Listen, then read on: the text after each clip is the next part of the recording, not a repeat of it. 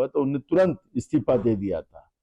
तो ये सरकार में अगर उस तरह की धमक हो और मोदी जी की घोषणाबाजी जो होती है, जुमलेबाजी होती है, थोड़ी भी अगर जन की नहीं मन की हो तो तुरंत इस्तीफा मोदी सरकारने देना चाहिए।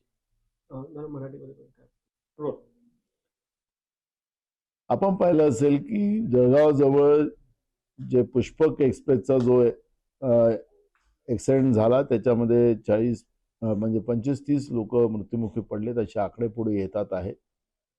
रेल्वेच्या होणाऱ्या अलीकडच्या काळामध्ये मोठ्या प्रमाणात ऍक्सिडेंट आणि त्यामध्ये मोठ्या प्रमाणात निर्दोष लोकांचा मृत्यू, सामान्य लोकांचा मृत्यू होताना आपण पाहतोय।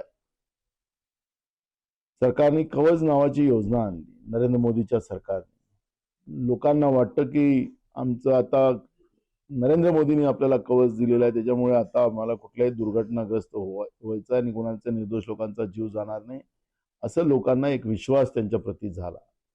पण आजची घटना आपण पाहिली की लोक गाडीवरून कसे कूदतात आहेत आणि त्याच्यामध्ये जाणाऱ्या पुढच्या गाडीतून येणाऱ्या लोक त्याच्यामध्ये कसे लोक मृत्युमुखी पडतात आहेत। एक कवच योजना फक्त दाखवायची एक त्या ठिकाणी योजना राहिलेली आहे। ही जुमलेबाजी झालेली आहे। आमच्या काळामध्ये रेल्वेचं तिकीट स्वस्त होतं, पण आताच्या या काळामध्ये आपण मोदी सरकारमध्ये पाहतोय की लोकांचा जीव आता सस्ता झालेला आहे।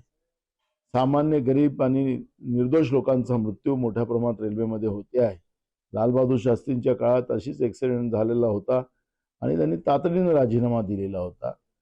अगर मोदी सरकारमध्ये धमक असेल आणि सातत्याने होणाऱ्या या रेल्वेच्या दुर्घटना ज्या होतात आहेत त्याची जबाबदारी स्वीकारून मोदी सरकारने राजीनामा द्यावा ही मागणी आम्ही करतोय। रेल्वे मंत्र्यांचा मोठा फेल्युअर आहे, मोदी सरकारचाच फेल्युअर आहे, एकट्या रेल्वे मंत्र्याचं नाही। कारण की मोदींच्या मित्रांच्या मालगाड्या ज्या मोठ्या प्रमाणात आता रेल्वे रूटवरून जातात आहेत त्यांच्यासाठी ज्या काही व्यवस्था निर्माण केलेल्या आहेत आणि पॅसेंजर ट्रेनला कसं मागे टाकलं जाते आणि कसं त्याच्यामध्ये घाई गर्दी होते हे आता सगळ्या लोकांना कळायला लागलेलं आहे। मित्रांच्या कोणत्या गाड्या त्यांच्या मालगाड्या जातात आहेत, प्रॉफिट कसं त्यांना। तर काँग्रेसचे नेते नाना पटोले यांची प्रतिक्रिया घेत होती आणि यानंतर आता रुग्णालयामधली दृश्य आपण बघतो आहोत।